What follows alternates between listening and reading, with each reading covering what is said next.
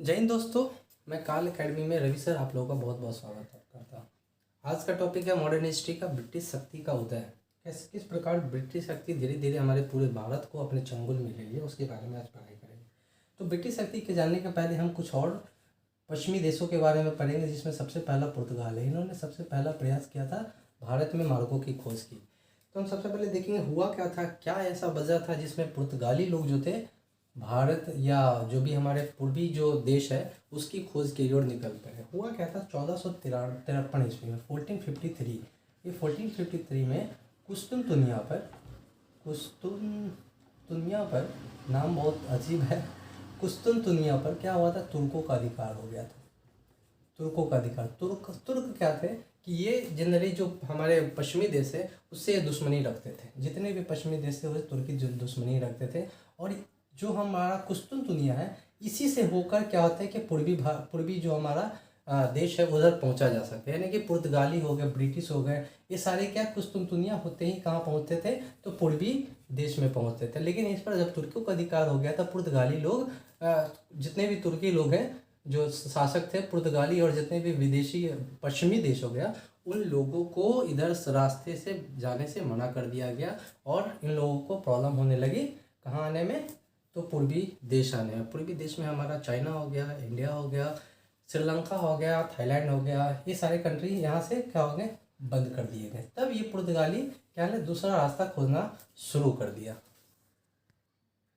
तो पुर्तगाली सोचते थे कि अभी क्या हो गया कि तुर्क का पूर्ण तरीके से भारत और पूर्वी देशों पर कब्जा हो गया, क्योंकि वो डायरेक्ट क्या कर सकते थे, बिजनेस कर सकते थे, व्यापार कर सकते। इस एकाधिकार को तोड़ने के लिए पुर्तगाली बोला कि ठीक है, आप उधर से नहीं हमें जाना, हम दूसरा रास्ता खोज लेंगे। तो इसी दूसरा रास्ता खोजने के लिए इसी दिशा में सबसे पहला कदम जो हमारा पश्चिमी देश है उसमें पुर्तगाल और स्पेन ने सबसे पहला कदम उठाया। पुर्तगाली ने और स्पेन ने हमें एक नया रास्ता खोजने को मजबूर किया गया। तो सबसे पहला कदम इन दोनों के द्वारा उठाया गया था, देश के द्वारा। 1492 में कोलंबस नामक एक यात्री, कोलंबस ये क्या किया था, निकला था तो भारत की खोज के लिए निकला था, भारत की खोज के लिए। लेकिन ये क्या हुआ कि गलती से वो अमेरिका खोज बैठा। क्या खोजा वो, अमेरिका। तो क्वेश्चन आता है कि जो हमारा 1942 में कोलंबस ने किसकी खोज की, अमेरिका। लेकिन निकला था क्या, वो भारत की खोज में निकला था, लेकिन खोज डाला वो अमेरिका। यूरोप में धीरे धीरे क्या हुआ कि मसाला की मांग हमेशा रहती थी और महंगाई बढ़ती गई। रिलेटेड टू मसालों का प्रयोग किया जाता था। तो उस समय मसालों का जो प्रयोग किया जाता था वो मांसाहारी जो मांस खाते थे उसको सुरक्षित रखने के लिए, इसलिए सुरक्षित रखने के लिए। और साथ ही साथ जो खाना में स्वादिष्ट जो आता है, स्वादिष्ट पल, वो किसके द्वारा आता है, तो मसाले। इसीलिए इसकी मांग जो है पश्चिमी देशों में बहुत ज़्यादा होती जा रही थी। इसके बाद कोलंबस ने तो खोजने निकला था भारत, लेकिन खोज लिया वो अमेरिका। इसके बाद दूसरा जो प्रयोग किया गया वो वास्को डिगामा के द्वारा। किसके द्वारा किया गया, तो वास्को डिगामा के द्वारा ये खोज किया गया।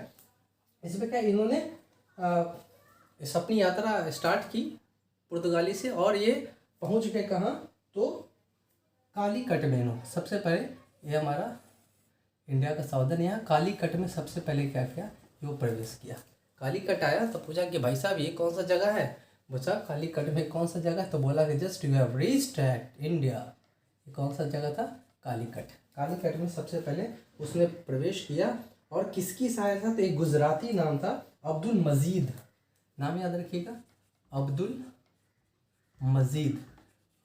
मजीद एक गुजराती था, जिसकी सहायता से वो कालीकट में क्या हुआ, प्रवेश किया। वही गुजराती व्यक्ति जो था अब्दुल मजीद क्या करता है, इसी वास्को डी गामा को, कालीकट का एक हिंदू शासक जिसका नाम था जमुरीन। ये बहुत इंपॉर्टेंट क्वेश्चन, हमेशा क्वेश्चन पूछे जाते हैं। जमुरीन क्या था, एक शासक था। कहाँ का शासक था, तो कालीकट का। जमुरीन था, कालीकट का एक शासक था। वहाँ क्या, वास्को डी गामा गया, जिसमें जमुरीन ने उसकी बहुत स्वागत किया था। लेकिन कालीकट के समुद्र तटों पर पहले से व्यापार कर रहे जो अरब लोग थे, तुर्की और अरबियन लोग थे, इसका विरोध किया था वास्को डी गामा का। क्योंकि अभी पता चल गया कि दूसरे रास्ते से अब ये लोग पहुँच गए, अब क्या करेगा कि ये हमारे एकाधिकार पर ये रोक लगाएगा। तो अरब जो तुर्की लोग यहाँ पर बिजनेस कर रहे थे पहले से कालीकट के पास, उसने इसका पूरा विरोध किया कि आप जमोरीन साहब जो आप राजा हैं, आप क्यों उनका स्वागत कर रहे हैं। लेकिन कालीकट जमोरीन ने वास्को डी गामा को काली मिर्च एवं जड़ी बूटी ले जाने का आज्ञा दे दिया था। ठीक है, उसके विरोध के पहले जमोरीन ने क्या किया था कि ठीक है कि आप अपने देश जो है यहाँ से काली मिर्च क्या ले जा सकते हैं, काली मिर्च ले जा सकते हैं, और जड़ी बूटी यहाँ से आप अपने देश ले जा सकते थे। पुर्तगाल में वास्को डी गामा जो यहाँ से ले गया काली मिर्च और जड़ी बूटी जो है, ये अपने देश पुर्तगाल में गया और वहाँ उसका कुल मार्ग खर्च करने के बाद भी इसे 60 गुना रेट पर, बहुत इंपॉर्टेंट है, 60 गुना रेट पर इसको बेचा। आप सोच लीजिए कि पूरा खर्च इन्होंने निकाल लिया, जिस रास्ते से आए थे, जितने लोग आए थे, सबको पैसा देकर, जितना भी गाड़ी का मतलब जो शिप जो गया था उसका भाड़ा वाड़ा सब निकाल कर जो भी यहाँ से ले गए उसको 60 गुना रेट पर फिर भी वहाँ बेचा। इस तरह पुर्तगाल की राजधानी उस समय क्या थी, लिस्बन। इंपॉर्टेंट क्वेश्चन है, पुर्तगाल की राजधानी उसमें क्या थी, लिस्बन। आगे हम लिस्बन के बारे में भी पढ़ेंगे, लेकिन अभी इसको पढ़ते हैं। पुर्तगाल की राजधानी जो थी लिस्बन। समस्त जितने भी यूरोपीय व्यापार केंद्र क्या हो गया कि यहाँ से जो ले जाते थे यही लिस्बन में जाकर ये लोग बेचते थे। तो लिस्बन क्या हो गया कि बिजनेस का एक सेंटर हो गया। और पुर्तगाली शासक उस समय कौन था, मैनुअल प्रथम। उस समय कौन था, मैनुअल प्रथम। ओके, मैनुअल प्रथम उस समय का कौन था, शासक था, पुर्तगाली शासक। इनके द्वारा वाणिज्य के प्रधान की उपाधि की धारण की गई कि इन्होंने सबसे पहले बिजनेस स्टार्ट किया। तो मैनुअल प्रथम को कौन सी उपाधि दी गई, वाणिज्य के प्रधान की उपाधि। वाणिज्य के प्रधान की उपाधि की किसको दिया गया, तो मैनुअल प्रथम दिया गया। मैनुअल प्रथम कौन था, तो मैनुअल प्रथम जो था वो पुर्तगाली शासक था। कब था पुर्तगाली शासक, जब पुर्तगाल के वास्को डी गामा ने क्या किया था कि भारत की रास्ते की खोज की थी। उस समय जब भारत से जमोरीन शासक ने कालीकट का जो राजा था वो काली मिर्च और जड़ी बूटी किसको दे दिया था परमिशन ले जाने को, तो वास्को डी गामा सारा खर्च निकालने के बाद भी 60 गुना रेट पर काली मिर्च और जड़ी बूटी बेचा। और केंद्र कौन सा बना, पुर्तगाली का राजधानी लिस्बन। और यही लिस्बन जो है राजधानी बना और साथ ही साथ ये लिस्बन व्यापारिक केंद्र भी बना। इस व्यापारिक केंद्र के नाते वहाँ का जो राजा था पुर्तगाल का शासक मैनुअल प्रथम को वाणिज्य के प्रधान की उपाधि दी गई। अब हम अगला टॉपिक देखेंगे, पुर्तगालियों का उद्देश्य क्या था। क्या यहाँ सिर्फ वो व्यापार करने आए थे या धीरे धीरे उद्देश्य में बदलाव भी आया। तो जनरली अरब और वेनिस के व्यापारियों का भारत से प्रभाव समाप्त करना उनका पहला उद्देश्य था। पहला उद्देश्य क्या था, तो भारत पर जो है अरब लोग, अरबों और वेनिस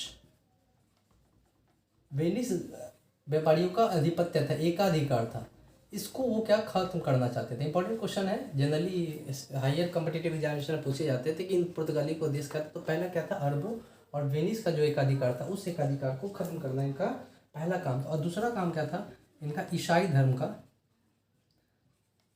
धर्म का क्या करना था, प्रचार करना था।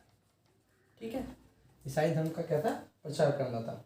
पुर्तगाली सामुद्रिक साम्राज्य को क्या नाम दिया जाता है, क्वेश्चन इंपॉर्टेंट है। तो पुर्तगाली जो समुद्रिक साम्राज्य है, जहाँ पर इसका मतलब समुद्र में जो पुर्तगाल का जो साम्राज्य है उसे एस्तादो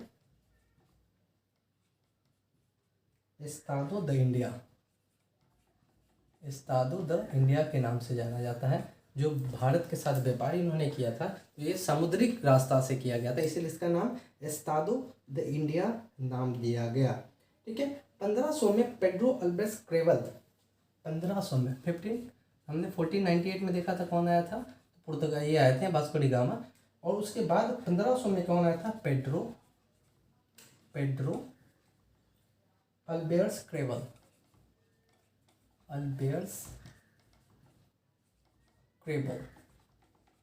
ये क्या किए थे, भारत आए थे। नाम क्या था, पेड्रो अल्बर्स क्रेवल जो थे भारत आए एक बहुत बड़ा जहाज लेकर। काफ़ी बार उनको पता चल गया कि अब यहाँ से जो हम ले जाएंगे हमें काफ़ी मुनाफा होना है, इसीलिए पेड्रो अल्बर्स क्रेवल याद रखिएगा, केबल आया था ना, केबल खुद आया था, केवल बड़ी से जहाज से आया था। अरब व्यापारियों ने पुर्तगाली का मार्ग अवरुद्ध करने का कोशिश किया। जैसे हमने देखा था कि अरब उस समय दुश्मन हो गया था किसका, पुर्तगाली का। इस अल्बर्स क्रेवल के जो जहाज़ को उसको अवरुद्ध करने का मतलब रोकने का कोशिश किया था। और इसी क्रेबल ने एक अरबी जहाज़ को, उसके बाद हुआ कि जैसे ही किया तो क्रेबल भी बहुत चालाक था, क्योंकि इसको पता था कि वहाँ का राजा जो था कौन, जमुरीन है, और जमुरीन क्या, उनको खुश करना बहुत ज़रूरी है। और जमुरीन जो है ये अरब व्यापारियों से भी काफ़ी परेशान हो गया था, क्योंकि वो एकाधिकार हो गया था उसका, और साथ ही बहुत ज़्यादा परेशानी करना स्टार्ट कर दिया था। तभी जाकर क्रेबल ने क्या किया था कि अरब का एक जहाज़ था, अरब के एक जहाज़ को पकड़कर किसको दे दिया था, तो जमुरीन को दे दिया था। ठीक है, अरब का एक जहाज़ पकड़कर जमुरीन को गिफ्ट के रूप में दिया था। किस रूप में दिया था, तो एक गिफ्ट के रूप में किसको दिया था, तो जमुरीन को दिया था। बहुत इंपॉर्टेंट क्वेश्चन है। क्रेबल ने अनुभव किया कि केरल के क्षेत्रीय राजाओं के आपसी विवाद से काफ़ी व्यवसाय का लाभ उठाया जा सकता है। तो देखा कि केरल जहाँ पहुँचा था ये जमुरीन के राज में, तो देखा कि वहाँ सब एक दूसरे से लड़ रहे हैं। इसका मतलब उसको समझ में आ गया कि यहाँ पर हमें फ़ायदा हो सकता है। तो समझ में आया कि अगर इस एक दूसरे के लड़ाई झगड़े में अगर हम बिना अपना क्या कर सकते हैं, व्यापार कर सकते हैं। आगे चलकर यही धारणा पुर्तगाली की नीति के आधार बना, और धीरे धीरे उन्होंने भी अपना क्षेत्र विस्तार कर दिया, और युद्ध में भी वो क्या करने लगे, शामिल होने लगे। वास्को डी गामा फिर से आया। तो क्वेश्चन आता है कि वास्को डी गामा कितनी बार आया था। वास्को डी गामा 2 बार आया था। तो एक पहला 1498 में, और दूसरा क्या 1502 ईस्वी में वास्को डी गामा फिर से आया। वास्को डी गामा दोबारा आया। ठीक है, फिर से आया 1502 ईस्वी में। 1503 में 1503 में क्या हुआ, अल्बुकर्क बाहर आया, भारत आया, अल्बुकर्क। तो यहाँ देखिएगा सीरीज होता है कि आपको डेट अरेंज करने भी आ सकता है। तो सबसे पहले हमने देखा 1498 में वास्को डी गामा भारत आता है। फिर 1500 ईस्वी में बिजनेस करने के लिए पेड्रो अल्वेस क्रेबल एक अपने बड़े जहाज से क्या हुआ, भारत आया। और 1502 ईस्वी में वास्को डी गामा दोबारा भारत आया। 1503 में अल्बुकर्क क्या हुआ, भारत आया। उसने पूर्वी जगत के काली मिर्च और मसालों के व्यापार के एकाधिकार प्राप्त करने के उद्देश्य से 1503 में, इन्होंने 1503 में ही अल्बुकर्क ने कोचीन में क्या किया था कि अपने दुर्ग में एक फैक्ट्री के स्थापना का, सबसे पहला फैक्ट्री पुर्तगाली ने कहा तो कहाँ स्थापित की थी, तो ये कोचीन में की थी। 1505 में उसने कन्नूर, या उस समय कनानूर कहते थे, क्या कहते थे, कनानूर, अभी क्या उसको कहते हैं, कन्नूर में दूसरी फैक्ट्री स्थापित की थी। तो पहली फैक्ट्री पुर्तगाली ने कोचीन में स्थापित किया, पहला फैक्ट्री कहाँ क्या स्थापित, कोचीन में, और दूसरा फैक्ट्री कहाँ, कुन्नूर में उन्होंने स्थापित किया। तो क्वेश्चन इंपॉर्टेंट हो जाता है कि दूसरी फैक्ट्री उन्होंने कहाँ स्थापित की, कुन्नूर में, और पहली कहाँ की थी, तो कोचीन में। दोनों क से है, इसलिए याद रखिएगा, क से केरला में दोनों है, कोचीन और कुन्नूर दोनों कहाँ। तो 1503 ईस्वी में अल्बुकर्क ने क्या किया था, फैक्ट्री की स्थापना की थी।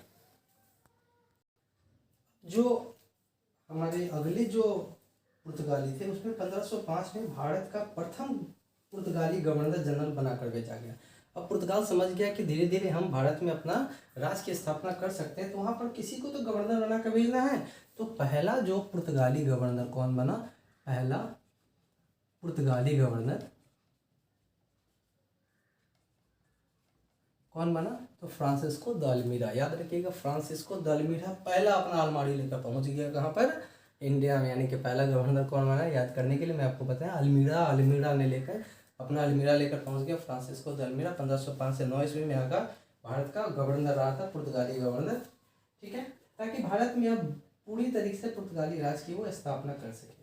उसे सरकार की ओर से निर्देश भी वहाँ से दिया गया था कि भारत में ऐसे पुर्तगाली फैक्ट्री बनाए जिसका लक्ष्य सुरक्षा न होकर, सुरक्षा नहीं है, दिल्ली हिंद महासागर के व्यापार पर पुर्तगाली नियंत्रण स्थापित करते। हिंद महासागर कहाँ पर, ये देख लीजिए, हमारा भारत है, ये पूरा जो नीचे वाला एरिया पर जहाँ से ही इंटर करता था, बोला कि हमें यहाँ पर ना कोई सिक्योरिटी चाहिए ना कुछ चाहिए, हमें बस ये चाहिए कि ये पूरा एरिया पर हम क्या करें, एकाधिकार स्थापित करें।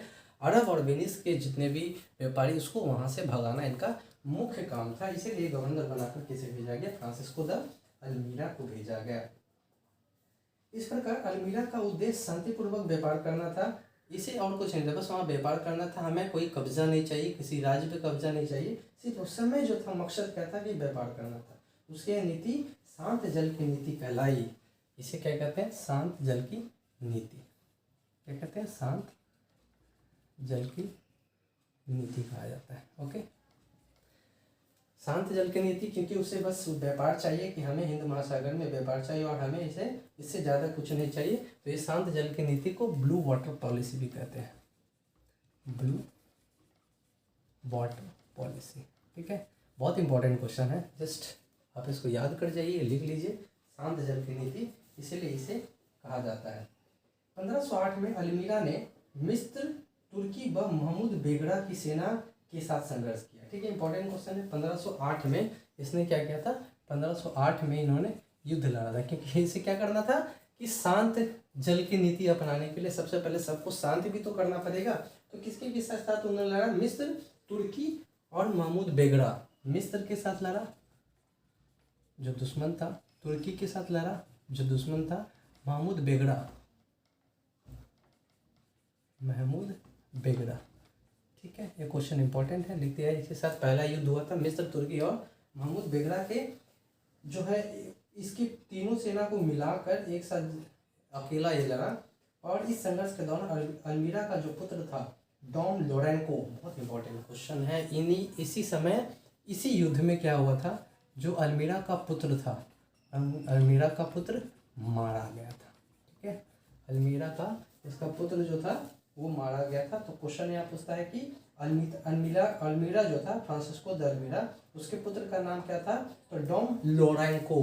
क्या नाम था, डॉम लोरेंको। याद कैसे करेगा, लौड़ते लौड़ते यानी लड़ते लड़ते उसका बेटा डॉम लोरेंको, लोरेंको क्या हो गया, मारा गया ना, लोरेंको ये क्या कर देगा, लौड़ते लौड़ते लौड़ते लौड़ते क्या हो गया, इनका पुत्र मारा गया। तब 1509 में इन तीनों शक्तियों को पुर्तगाली से परास्त होना पड़ा। अब समझ जाइए कि इतना गुस्सा हो गया कि इसका पुत्र भी मारा गया, तब जाकर अल्मीरा ने अपना पूरा पावर लगा दिया, पुर्तगाली से बहुत सारी सेना को भी इन्होंने बुलाया और लास्ट में इस तीनों सेना को, मिस्र, तुर्की और महमूद के बेगड़ा को, तीनों को इन्होंने परास्त कर दिया। अब अगला जो अगला जो हमारा पुर्तगाली आया वो था Alfonso de Albuquerque. Francisco de almirah चला गया, थोड़ा सा निराश हो गया कि उनका पुत्र की मृत्यु हो गई थी, इसलिए वो रिटर्न हो गया और उसके जगह अल्फांसो द अल्बुकर्क को गवर्नर बनाया गया। 1503 ईस्वी में यह भारत में छोटे से जहाजी बेड़े बनकर आए थे, जैसा हमने पहले देखा था ना। 1503 में अल्बुकर्क आया था। अल्बुकर्क को भारत में पुर्तगाली साम्राज्य का वास्तविक संस्थापक, अगर बोला जाए कि पुर्तगाली का भारत में वास्तविक संस्थापक, अगर आपके क्वेश्चन में आए वास्तविक संस्थापक कौन था, वास्तविक संस्थापक हमारा फ्रांसिस्को द अल्बुकर्क को ही माना जाता। 1503 में भी आया था, फिर दोबारा आया। हमने देखा था कि क्या वास्को डी गामा भी दोबारा आया 1498 में, 1502 ईस्वी में। ठीक है, 1510 में बीजापुर के शासक यूसुफ आदिल शाह से इन्होंने गोवा छीन लिया था। ठीक है, गोवा पर पुर्तगाली का कब्जा कब हुआ था, गोवा पर, तो 1510 ईस्वी में छीन लिया था। कौन था, बीजापुर का शासक, इस पर उस समय गोवा का बीजापुर का शासक कब्जा किए हुआ था। लेकिन अल्फांसो द अल्बुकर्क जब आया तो 1510 ईस्वी में जो बीजापुर के शासक था यूसुफ आदिल शाह, क्या नाम था, यूसुफ आदिल शाह, यूसुफ आदिल शाह को हराया और गोवा को अपने कब्जे में ले लिया। तो क्वेश्चन यह बनता है कि गोवा कब पुर्तगाल के कब्जे में आया, तो 1510 ईस्वी में कब्जे में आया। अल्बुकर्क के गोवा अधिग्रहण, जैसे गोवा अधिग्रहण किया गया, उससे पूर्व तिमैया नामक एक हिंदू ने अत्यंत कांटे की सलाह व प्रस्ताव दिया था कि भाई आप गोवा पर क्या कीजिए कि कब्जा कीजिए। कौन ने दिया था, तो तिमैया नामक एक हिंदू था, क्या नाम था, तिमैया। ये क्वेश्चन आता है, इंपॉर्टेंट क्वेश्चन है कि उससे कौन सलाह दिया था कि आप गोवा पे कब्जा कीजिए। तो तिमैया एक हिंदू था, उन्होंने बोला था कि भाई आप गोवा पे शासन किए थे, बीजापुर शासक जो क्योंकि हिंदू है, यूसुफ आदिल शाह क्या मुस्लिम है, तो इन्होंने बोला था 5 शासक है, वहाँ से आपको बहुत कुछ फायदा हो सकता है। 1511 में दक्षिण पूर्व एशिया की एक महत्वपूर्ण मंडी मलक्का पुर्तगालियों के नियंत्रण में आ गई। तो फिर इसके बाद 1510 के बाद 1511 में कौन, तो 1511 में मलक्का पर इन्होंने कब्जा किया था, जो मसालों के लिए बहुत ज़्यादा प्रचलित है। मलक्का पर कब्जा इन्होंने किया था कब, 1511 ईस्वी। मतलब स्टोरी की तरह आप सुनते जाइए और लिखते जाइए जो जो आपको इम्पोर्टेंट लग रहा है। फारस की खाड़ी में स्थित है। हामुर्ज पर पुर्तगालियों का अधिकार 1515 में हुआ था। एक और क्वेश्चन आता है कि 1515 में हामुर्ज पर कब्जा हुआ। हामुर्ज पर कब्जा हुआ तो 1515 ईस्वी में हामुर्ज पर कब्जा पुर्तगाली ने किया था। ठीक है, ये कहाँ पड़ता है तो फारस की खाड़ी में। हामुर्ज कहाँ पड़ता है, हामुर्ज जो पड़ता है वो फारस की खाड़ी में पड़ता है। कहाँ पड़ता है तो फारस की खाड़ी में हामुर्ज पड़ता है। कब हुआ था कब्जा इस पर तो 1515 ईस्वी में इस पर कब्जा हुआ था। ओके, अल्बुकर्क ने भारत में पुर्तगालियों की संख्या में वृद्धि करने एवं उनकी स्थायी बस्तियां बसाने के उद्देश्य से पुर्तगाली पुरुषों को भारत स्त्रियों से विवाह करने हेतु बहुत प्रोत्साहित किया। उन्होंने बोला कि अब हमें यहाँ क्या करना है कि अपनी जनसंख्या बढ़ानी है, अपनी जनसंख्या बढ़ानी है। इस जनसंख्या बढ़ाने के लिए वो अपने जितने भी पुरुष थे उनको बोला कि यहाँ की स्त्रियों से आप विवाह कीजिए, स्त्रियों से आप विवाह कीजिए और हमारी जनसंख्या बढ़ाइए। साथ ही साथ क्या था उनका कि ईसाई धर्म के प्रचार प्रसार कराना। ईसाई धर्म के प्रचार प्रसार कराना इनका एक अलग काम था। अल्बुकर्क ने विजयनगर के शासक कृष्णदेवराय से मैत्रीपूर्वक स्थापित किया। उन्होंने देखा कि ये जो कृष्णदेवराय बहुत बड़ा शक्तिशाली है, अगर हम इससे लड़ेंगे तो निश्चित है कि हम रह नहीं पाएंगे, यहाँ ये रहने दे देगा। इसलिए अल्बुकर्क ने क्या किया, विजयनगर का जो संस्थापक था कृष्णदेवराय, विजयनगर का संस्थापक कौन था उस समय शासक कृष्णदेवराय। ये क्वेश्चन इंपॉर्टेंट है। विजयनगर का शासक कौन था, कृष्णदेवराय। इससे उन्होंने शत्रुता नहीं ली, इससे क्या किया था मित्रता की थी, क्योंकि उनको पता था कि बहुत शक्तिशाली है कृष्णदेवराय। अगर इससे हम अगर दुश्मनी ले ले तो भारत में रहना क्या है मुश्किल हो जाएगा। अल्बुकर्क ने फादर लुई को विजयनगर दरबार में भेजा था। इंपॉर्टेंट क्वेश्चन है कि अल्बुकर्क ने किसको भेजा था तो फादर लुई को भेजा था। तो इम्पोर्टेंट क्वेश्चन है कि फादर लुई को किसने भेजा था, अल्बुकर्क ने भेजा था। किसके दरबार में तो विजयनगर दरबार में भेजा था। उसका उद्देश्य ये था कि कन्नूर और भटकल के मध्य फैक्ट्री हेतु जमीन प्राप्त करना और राजा से जो कृष्णदेवराय से उससे वो परमिशन लेना। कहाँ का तो कन्नूर और भटकल के मध्य, कन्नूर और भटकल ये इसके बीच की ज़मीन को उसको परमिशन लेना था कि वो हमें दे दीजिए और वहाँ पर हम क्या करेंगे फैक्ट्री स्थापित करेंगे।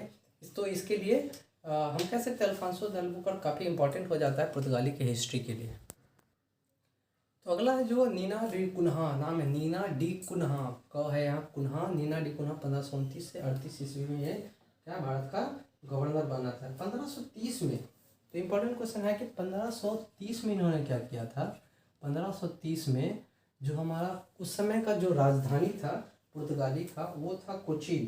कहाँ था कोचीन, जो पहली फैक्ट्री जो स्थापित की थी वहाँ बनाया गया था। लेकिन इन्होंने क्या था कि कोचीन से हटाकर गोवा को अपनी राजधानी बना लिया था। तो नीना डी कुन्हा क्या किया था 1530 में कोचीन की जगह गोवा को अपनी राजधानी या मुख्यालय कह सकते हैं ना, राजधानी से अच्छा लग रहा है मुख्यालय। अभी राजधानी बना नहीं, क्या बना मुख्यालय, हेडक्वार्टर बना लिया, यहीं से मैक्सिमम काम किए जाते थे।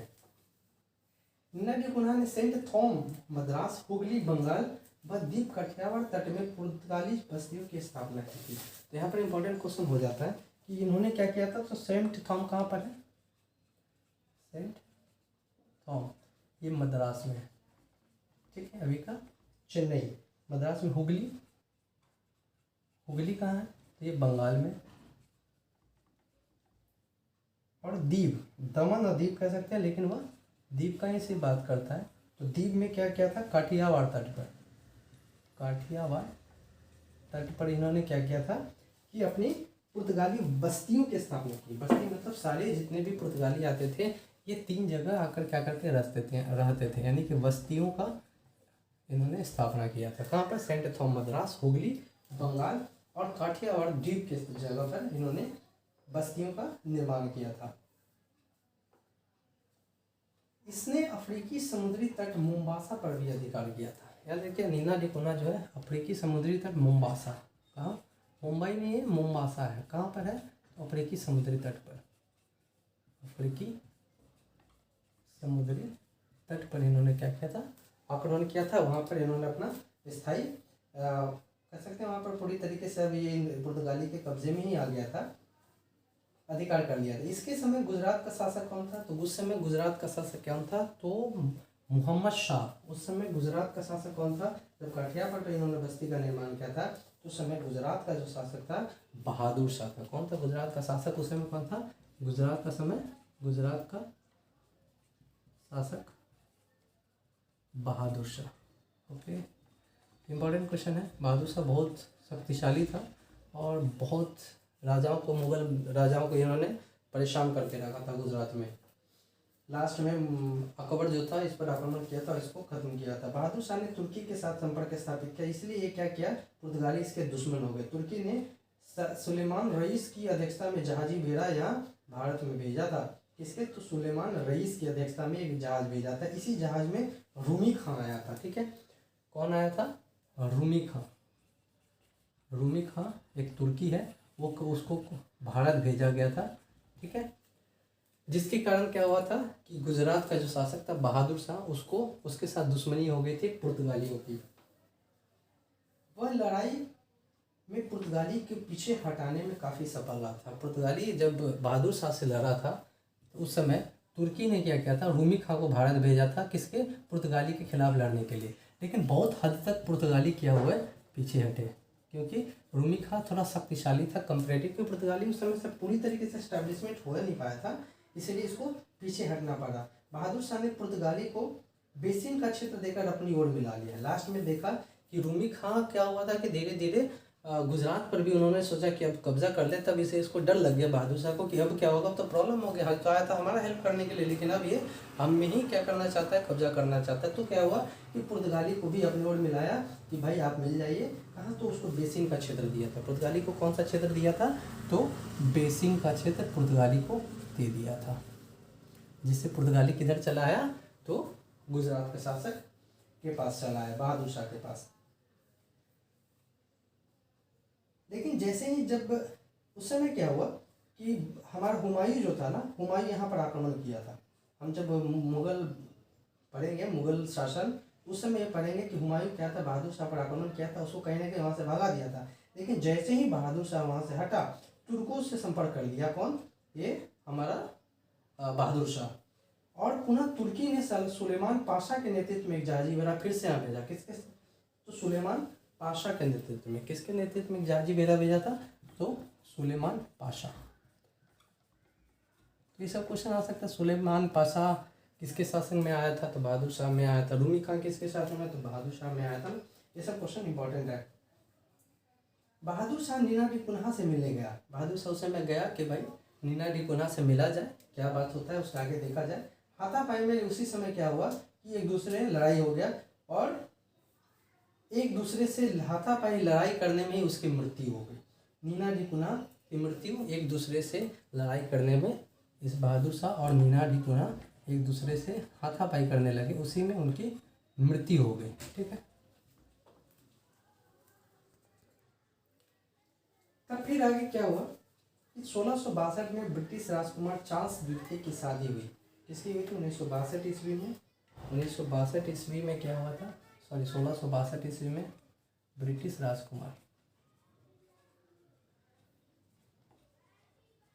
ये बहुत इंपॉर्टेंट क्वेश्चन है, तो प्लीज़ इसको आप लिखिएगा और कोशिश कीजिए कि याद किए। कि हिस्ट्री है, बिना याद किए तो संभव नहीं है, आपको तो याद करना पड़ेगा। बट मैं ट्राई करूँगा कुछ कुछ समझा देने का। ब्रिटिश राजकुमार जो था उस समय चार्ल्स द्वितीय था। चार्ल्स द्वितीय, इसकी शादी किसके साथ हुई? तो पुर्तगाली राजकुमारी, पुर्तगाली राजकुमारी कैथरीन ब्रिगेंजा, कैथरीन ब्रिगेंजा के साथ। ठीक है, कैथरीन ब्रिगेंजा के साथ जैसे ही शादी हुआ तो उस समय भी दहेज प्रथा चलती थी। बताइए, अभी तो चलता ही है और हम लोग बदनाम किए हो, तो उस समय भी दहेज प्रथा था। दहेज प्रथा में दहेज के रूप में बम्बई किसको मिला था? अंग्रेज को मिला था। लड़की है तो लड़की तो दहेज देगी, देगी क्या? तो ब्रिटिश राजकुमार को बम्बई दिया गया कि आप दहेज में, बताइए, पूरा का पूरा एक सिटी क्या दहेज के रूप में दे दिया गया। 1641 में डचों ने पुर्तगाली 1641 में अब उस समय क्या हुआ था, डच है, डच के बारे में भी पढ़ेंगे हम। 1641 में डच यहाँ आ गया और उसने क्या किया कि पुर्तगाली का जो महत्वपूर्ण जो दुर्ग था वो मलक्का, मलक्का पर क्या हुआ था, मलक्का पर डचों ने आक्रमण कर लिया, डचों ने आक्रमण कर कर उसको जीत लिया। 1658 में, अब धीरे धीरे इसका पतन हो रहा है, देख रहे हैं। 1658 में श्रीलंका तथा श्रीलंका के अलावा 1663 में ही क्या हुआ, 1663 में ही जितने भी मालाबारी दुर्ग थे, मालाबार मतलब किनारे तट का, मालाबार यानी किनारे तट का केरल का ये सारा जो पश्चिमी तट का मालाबार जो एरिया है उस पर क्या हुआ, डच आक्रमण कर लिया और डच सभी पर क्या हुआ, जीत हासिल किया। तो डच एक फिर से आक्रमणकारी हो बनकर आया जिसमें पुर्तगाली को धीरे धीरे अंत के कगार पर पहुंचा दिया। 1651 में डचों ने उत्तर माशा अंतरद्वीप पर भी क्या हुआ था, कब्जा कर लिया था। 1651 में उत्तर माशा अंतरिक्ष पर, ये भी इंपॉर्टेंट क्वेश्चन है, डचों ने क्या किया था, आक्रमण कर लिया था। और यहाँ देखते हैं सभी जगह डचों का क्या हुआ, प्रभाव स्थापित होता जा रहा है। 1612 में अगर देखा जाए तो मिलिंटन व बेस्ट के नेतृत्व में अंग्रेजी जहाजी वेदा ने स्वाली नामक स्थल पर पुर्तगालियों को पराजित किया। तो बहुत ही इंपॉर्टेंट क्वेश्चन है, मतलब कह सकते हैं कि ये पूरे चैप्टर का थोड़ा सा, कि ये क्वेश्चन मैक्सिमम जो हायर कॉम्पिटिटिव एग्जामिनेशन में ये मल्टीपल क्वेश्चन टाइप के क्वेश्चन पूछे जाते हैं। तो 1612 ईस्वी में मिडिल्टन व बेस्ट,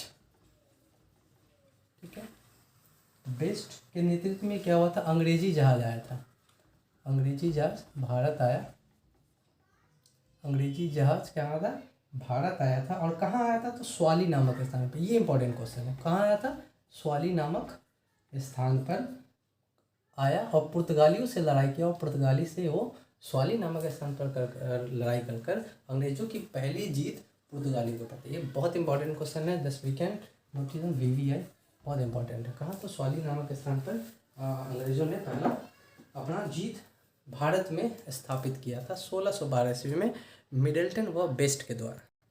यहाँ एक क्वेश्चन आता है कि पुर्तगाली एशिया जो है, एशिया पर जो कब्जा किया था, इसमें 3 स्वतंत्र कमान थे। पुर्तगाली के कितने, पुर्तगाली के 3 स्वतंत्र कमान थे, 3 कमान। तो ये 3 कमान क्या, मतलब हेडक्वार्टर टाइप आप कह सकते हैं। करना क्या था, तो सबसे पहले अफ्रीकी समुद्री तट पर, कहाँ, तो सबसे पहले जो अफ्रीकी समुद्री तट को, अफ्रीकी समुद्री तट पर इसको मतलब एरिया अपने कब्जे में रखने के लिए उन्होंने क्या किया था, मोजाम्बिक के गवर्नर की नियुक्ति की थी। गवर्नर रखा गया था अफ्रीकी समुद्री तट को देखने के लिए, कहाँ, मोजाम्बिक के तट पर। मोजाम्बिक के तट पर क्या किया था, एक गवर्नर की उन्होंने नियुक्ति की थी, पहला कमान वहाँ था। दूसरा जो था भारत व फारस की खाड़ी के बीच जो बस्तियों पर नियंत्रण के लिए, कहाँ कहाँ, पहला ये हो गया। दूसरा भारत व फारस की खाड़ी, फारस की खाड़ी, इस पर नियंत्रण करने के लिए, तो यहाँ भी तो कोई गवर्नर बैठाया जाएगा। यहाँ पर जो गवर्नर बैठाया गया था, गोवा के गवर्नर के अंतर्गत इसको रखा गया था। किसके अंतर्गत रखा गया था, तो गोवा के अंतर्गत, गवर्नर के अंतर्गत इसको रखा गया था। और तीसरा जो अंतिम जो है, जावा और मसाला द्वीप पर नियंत्रण है। तो कहाँ, जावा, जावा व मसाला, मसाला के नियंत्रण हेतु, ठीक है। जावा मतलब जहाँ पर जावा द्वीप है और मसाला द्वीप, ये जो द्वीप पर नियंत्रण के लिए क्या मलक्का के गवर्नर की नियुक्ति की गई। किसकी नियुक्ति, मलक्का का गवर्नर ही क्या करेगा, अब इसको देखेगा। मलक्का का गवर्नर देखा था पहले हमने कि सिर्फ एक एक गवर्नर चलता आ रहा था। जो सबसे पहला गवर्नर था हमने देखा था फ्रांसिस्को द अल्मीरा था, दूसरा जो था अल्फांसो द अल्बुकर्क था और तीसरा निनार दी कुना। इसके बाद से 3 गवर्नर यहाँ बनाए गए जो अलग अलग एरिया को क्या करते थे, देखते थे। पहला जो था अफ्रीकी समुद्री तट मोजाम्बिक के तट पर, दूसरा भारत व फारस की खाड़ी जो गोवा के तट को देखता था, गोवा के गवर्नर के अंतर्गत था, और तीसरा जावा व मसाला द्वीप, इसको नियंत्रण करता था मलक्का का गवर्नर। 1628 में अंग्रेजों ने हामुर्स पर कब्जा कर, जैसा हमने देखा था कि 1628 में क्या हुआ था, 1628 में अंग्रेजों ने कहाँ पर क्या था, हामुर्स पर कब्जा कर दिया था। ओके, तो क्वेश्चन यहाँ भी बनता है कि 1628 में अंग्रेजों ने हामुर्स पर कब्जा कर लिया। 1632 से 33 में मुगल बादशाह शाहजहां के समय मुगल सूबेदार जो थे कासिम खान ने हुगली में पुर्तगाली बस्तियों को पूरी तरीके से खत्म कर डाला। ठीक है, तो जो हम उस समय शाहजहाँ का जो एक सूबेदार था कासिम खान ने क्या था हुगली में, तो हुगली में क्वेश्चन है कासिम खान ने पुर्तगाली को पूरी तरीके से नष्ट कर दिया। ठीक है, पूरी तरीके से हुगली से वहाँ मार कर उसको भगा दिया गया था, नष्ट कर दिया। 1000 से अधिक पुर्तगाली को बंदी भी बना लिया था, क्योंकि इन लोगों को बहुत नफरत हो गया था उस समय। खासकर कि इन लोगों ने क्या किया था कि जितने भी पुर्तगाली आए या जो भी पश्चिमी देश के लोग आए यहाँ पर, क्या उन्होंने क्या किया था कि अपने जो धर्म परिवर्तन करवाना शुरू कर दिया था, जिसके कारण हुमायूं काफ़ी गुस्सा हुआ था। उस समय वो जो सूबेदार था मुगल सूबेदार कासिम खान ने उसको पूर्ण तरीके से खत्म कर दिया। उसके बाद क्या हुआ कि 1739 में मराठा ने भी पुर्तगाली से बेसिन छीन लिया। बेसिन जो जगह था वो 1739 में बेसिन का जो एरिया था मराठा साम्राज्य ने उसे छीन लिया। मराठा ने उससे छीन लिया। एक इम्पॉर्टेंट है, 1739 में पुर्तगाली से बेसिन भी छीन लिया गया। धीरे धीरे पूरी तरीके से वो खत्म होने के कगार पर। अंत में पुर्तगालियों के पास सिर्फ गोवा, दमन व दीव बचा। क्या बचा? सिर्फ गोवा, दमन व दीव, बस इतना उसके पास में था। क्या क्या बचा?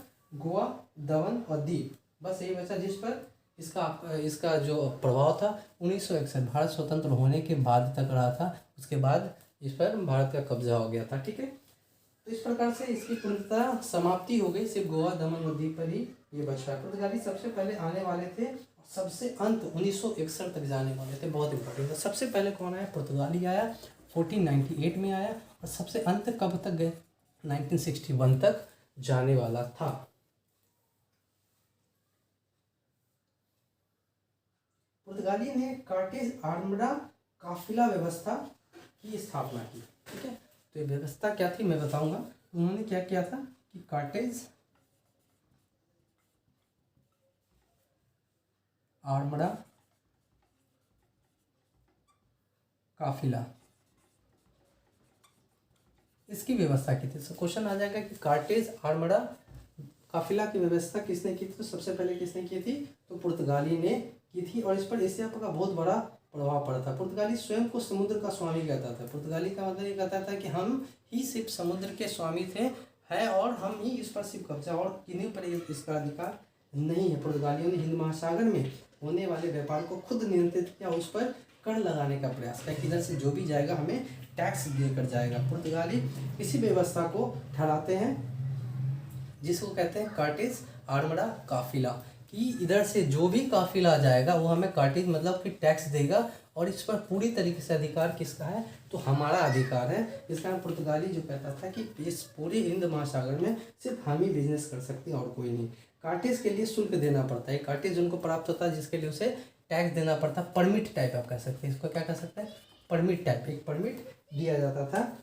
इस व्यवस्था के पीछे आर्मडा का बड़ा बल होता। आर्मडा जो था वो काफ़ी पावरफुल होता था। अरबी व भारतीय जहाज को जिन्हें कार्टेज प्राप्त थे वे काली मिर्च और गोला बारूद नहीं ले जा सकते, जिन्हें परमिशन भी मिल जाता था कि भारत और उस समय देखिए अब भारत और अमेरिका, मतलब कि हमारा अमेरिका ने अरबी हमारा ही देश और हम ही से क्या करता था? परमिट लेने के बाद भी गोला बारूद और साथ ही साथ मसाला का व्यापार हम नहीं कर सकते थे। मसाला में काली मिर्च का। तो इम्पोर्टेंट क्वेश्चन है कि जो परमिट लिया सब व्यापार तो कर सकता था, लेकिन भारत और अरब तो कर ही नहीं सकता था। जनरली क्या? काली मिर्च और क्या? गोला बारूद। इसका हम बिजनेस और परमिशन लेने के बाद भी नहीं कर सकते। बहुत अद्भुत कहानी है। यहाँ तक कि मुगल बादशाह सूरत से मोड़वा जाने वाले जहाज के लिए कार्टेज प्राप्त करते थे। सोच लीजिए, मुगल बादशाह भी जो था भारत का खुद बादशाह, और उसे भी व्यापार करने के लिए मोड़वा एक जगह है, वहाँ जाने के लिए उसे पुर्तगालियों से क्या करना पड़ता था? कार्टेज लेना पड़ता था, परमिशन लेना पड़ता था। तो इस प्रकार ये बहुत ही अद्भुत बात है कि हमारा ही देश और हमें क्या करना पड़ रहा है? परमिशन लेना पड़ रहा है। इससे परमिशन लेना पड़ रहा है तो हमें परमिशन पुर्तगाली से लेना पड़ रहा है। तो मुगल बादशाह को देखें, वो अगर उसे भी जाना रहता था मोड़वा तो वो किससे परमिशन लेता था? तो तो पुर्तगाली से। यहाँ तक कि अकबर ने भी पुर्तगालियों से प्रतिवर्ष एक निःशुल्क कार्टेज प्राप्त किया था। अकबर को भी पता था कि पुर्तगाली से हम अभी लड़ नहीं सकते। समुद्री उस समय अकबर को उतना पावरफुल नहीं था, जिसके कारण इसे भी क्या पुर्तगाली से कार्टेज लेना पड़ता था। ठीक है, पुर्तगाली से कार्टेज लेना पड़ता था। देखते थे पावरफुल तो हो गया था, लेकिन सभी का अंत तो आना ही है। इसका भी अंत आया और एक तरह से पूरी तरह का समाप्त हो गया। अब अगला हम देखें, पुर्तगाली आया, यहाँ बसा और क्या क्या इसके परिणाम हुए, क्या यहाँ पर इसका कितना अफेक्ट हुआ देखेंगे। 1538 में गोवा में बिशप की नियुक्ति हुई। ठीक है, 1538 में क्या हुआ था, 1538 में गोवा में बिशप की नियुक्ति हुई, बिशप बनाया गया, बिशप की नियुक्ति। जैसे चर्च में एक पोप होता है ना, उसी तरह बिशप की क्या की गई, नियुक्ति की गई। 1557 में गोवा में एक ईसाई प्रदेश के दर्जे को बढ़ाकर आर्च बिशप पद पर बढ़ा दिया गया ना। गोवा का जो ईसाई प्रदेश था, जहाँ ईसाई लोग रहते थे, उसकी पदवी को बढ़ा दी गई। कोचीन तथा मलक्का में भी बिशप के पद का सृजन किया गया। कहाँ कहाँ, गोवा के साथ के बाद कोचीन और मलक्का में भी, मलक्का में भी क्या हुआ, बिशप की नियुक्ति की गई। पुर्तगालियों के भारतीय व्यापार के पतन का भी कुछ कारण था। लेकिन उसके पहले हम देखेंगे परिणाम किस प्रकार के हुए। पुर्तगालियों ने सेंट फ्रांसिस जेवियर के नेतृत्व में भारतीय चर्च की स्थापना हुई। पुर्तगाली नहीं किया, क्या भारतीय चर्च की स्थापना किसने की, भारतीय चर्च की स्थापना किसने की, तो पुर्तगाली ने की। ठीक है, तो ये क्वेश्चन है इंपॉर्टेंट है, लेकिन पुर्तगाली ने किया, लेकिन कोई तो नेतृत्व किया होगा। तो नेतृत्व किसने किया, तो सेंट फ्रांसिस जेवियर। आजकल के बहुत सा स्कूल का नाम है ना, Saint Francis Xavier, Saint Francis Xavier, Saint Xavier सुना होगा ना, इन्हीं के नाम पर रखा गया है। तो चलिए आज भी हम पुर्तगाली को छोड़े कहाँ, सेंट जेवियर स्कूल वगैरह बहुत सुना होगा, लगभग सभी जगह, सभी बड़े बड़े डिस्ट्रिक्ट में पाए जाते हैं। तो सेंट जेवियर जो थे, इनका आगमन हुआ कब, 1542 ईस्वी में। कब हुआ था, 1542 ईस्वी में उन्होंने भारत में क्या किया था कि चर्च का स्थापना करवाया था। संत जेवियर पूर्वी जगत में प्रधान ईसाई धर्म प्रचारक थे। संत जेवियर कौन था, सिर्फ धर्म प्रचारक था, कि पूर्व में क्या करता, सब जगह जाकर धर्म का प्रचार करते थे, ईसाई धर्म का। उन्होंने कन्याकुमारी व एडम ब्रिज के बीच रहने वाले जनजातीय मछुआरों तथा मालाबार तट के मछुआरों को ईसाई धर्म में उन्होंने दीक्षित किया था। इन्होंने कहाँ का, कन्याकुमारी और एडम ब्रिज के बीच, कन्याकुमारी और एडम ब्रिज है ना, एक ब्रिज है, नामी है ना, एडम ब्रिज।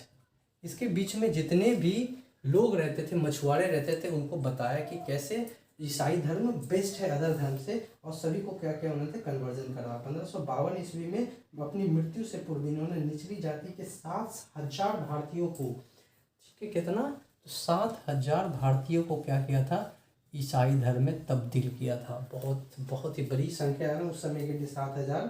कब तक, तो उसकी मृत्यु संत जेवियर की 1552 ईस्वी में। कब हुई थी इनकी मृत्यु संत जेवियर की, तो 1552 ईस्वी में इनकी मृत्यु हुई, और 7,000 भारतीयों को उन्होंने क्या, ईसाई धर्म में तब्दील करवाया।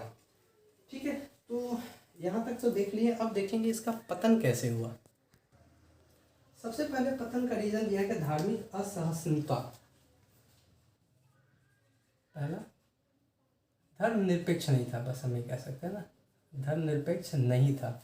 ये सिर्फ अपने धर्म को सर्वश्रेष्ठ मानता था, जिसके कारण भारत में रहने वाले हिंदू थे, इनको अगर हिंदू और मुस्लिम को अगर ये मानते तो निश्चित है कि इनका पतन नहीं होता। लेकिन धार्मिक असहिष्णुता था इसमें, जिसके कारण ये सिर्फ अपने धर्म को उच्च मानते थे, जो लोग, भारतीय लोग इसको पसंद नहीं करते। दूसरा, भारतीय समुद्र में पुर्तगालियों की आक्रामक नीति जो थी, कार्टेज अल्मीरा काफिला, है ना, मैं शॉर्टकट, कार्टेज अल्मीरा काफिला काक, इसके कारण ये यहाँ पर टिक नहीं पाए, क्योंकि ये जो नीति थी काफ़ी क्रूर नीति थी, आपको इसको मानना ही पड़ेगा। जिसके कारण वहाँ जो भारत के लोकल जो भी थे, उसको भी परमिशन लेना पड़ता था। उन लोग को ऐसा फील होने लगा कि हमारा ही देश है, हमारे देश से हमें इनसे टैक्स भी देना पड़ता था, परमिशन भी लेना पड़ता था।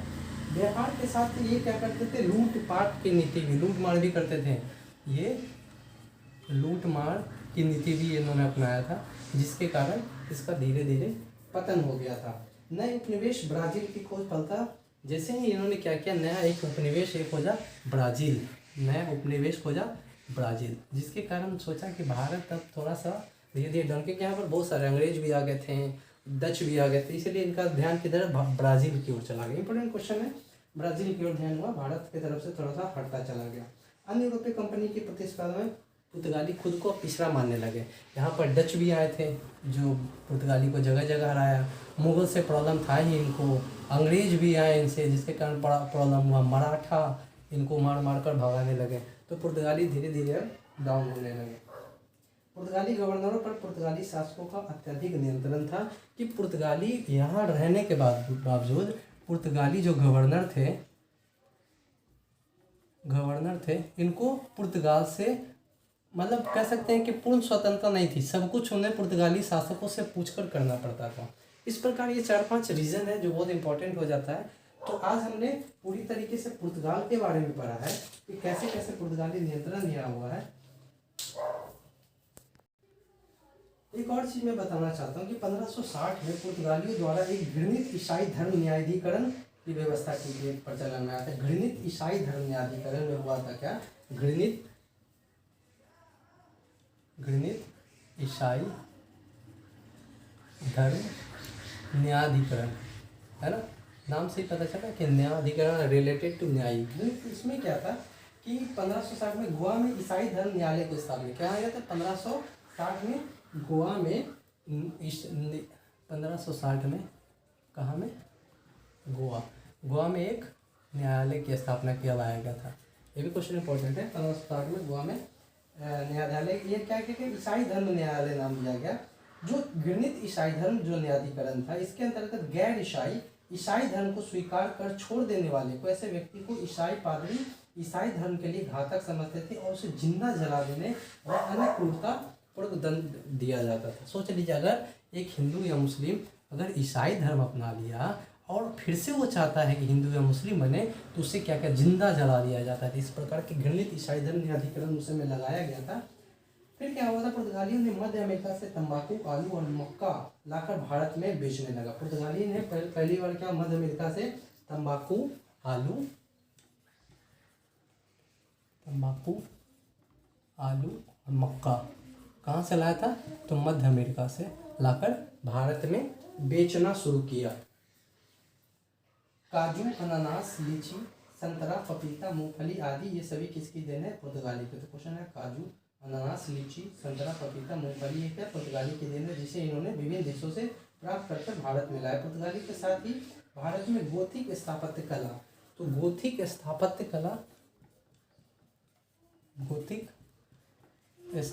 कला किसकी देन है? तो पुर्तगाली की देन है। वेरी इंपॉर्टेंट क्वेश्चन है। भारत में गोथिक स्थापत्य कला का आरंभ पुर्तगालियों के साथ ही हुआ था। भारत में प्रिंटिंग प्रेस की शुरुआत पुर्तगालियों द्वारा, प्रिंटिंग प्रेस की जो शुरुआत हुई थी किसके द्वारा की गई थी?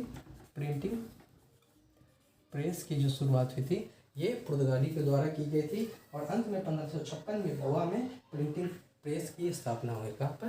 1556 में कहाँ पर हुई थी? तो गोवा में हुई थी। इसी प्रकार पुर्तगाली का पूरा विवरण हमने देख लिया। कोई भी एक भी इससे टॉपिक से आपको छूटने वाला नहीं। कोई भी कम्पिटिटिव एग्जाम, इधर आप यूपीएससी में बैठिए, स्टेट पीएससी में बैठिए या यूजीसी नेट में बैठिए। तो मिलते हैं अगले टॉपिक में, जिसमें हम पढ़ेंगे डच के बारे में। तो हमारा आधुनिक इतिहास का अगला टॉपिक डच पढ़ेंगे। Thank you very much.